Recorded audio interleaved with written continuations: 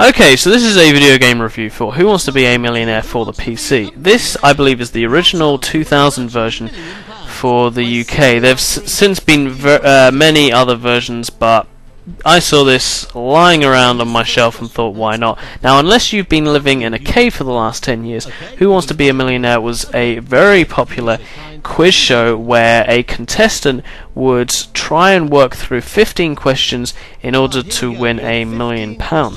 And everything is pretty much replicated here as it is in the TV show. The music, the voice work from Chris Tarrant, the UK host, and the graphics are pretty good without trying to render some comical 3D audience or 3D Chris Tarrant. So pretty much everything is there except for the fact that there's no drama, there's no excitement. You're not really playing for $1 million, and there's no way that the developers could ever get around this. So don't expect it to be adrenaline pumping as you get towards £1 million, but it's a nice way to while away an hour with some friends, especially if you happen to have relatives who are 50 and above.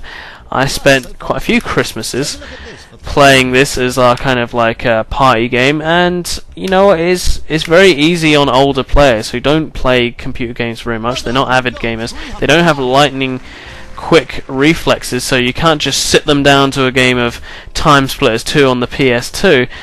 No, this is kind of more their thing, because it's answering questions, it's working together, and you know, ultimately you can also have a head-to-head. There's a head-to-head mode where everyone takes it in turns. That mode has a maximum of 4 players. The team mode, obviously, you can have as many as you want. So it is quite a good game for that kind of thing. You're not going to get much use out of this game the rest of the year round. I'd say max once or twice. It's not a game that you're going to kind of upload on a Friday night while everyone else is out enjoying themselves and you sit there in a darkened room playing this. So just don't expect to be playing this avidly like you do other games. It's a game to play when there are a few people around. Now, how do the lifelines work? Well, the 50-50 works as you would expect. The phone a friend is a pre-recorded voice, usually of someone who you would never have as your friend in a million years, with a comical regional accent that everyone in the room can laugh at. A hyacinth is a flower. These hyacinths are higher since yesterday, as my granddad used to say. I'll see you after the show.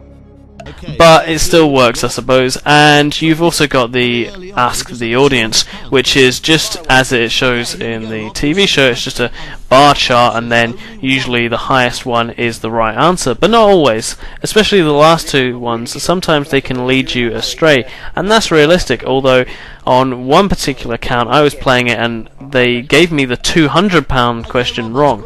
I was deliberately seeing if it would give me a proper answer, and the person didn't know that, so I got a bit worried about that one. But otherwise, it works pretty well. So yeah, there's nothing much more to say. You're not going to be playing for a real million, so there's never going to be like massive drama going on. But at the same time, if you wanted a game that, you know, fairly well replicated the TV show, and that you could play with a few people quite easily, with people having no prior knowledge of computer games whatsoever, then this would be an easy recommend. Having said that, there have been, since this one, other versions which I haven't checked out, but I would assume would be more up to date and with perhaps more interactive, maybe the Wii versions or whatever. But with that said, I'm going to give this game a 6 out of 10. And that's me.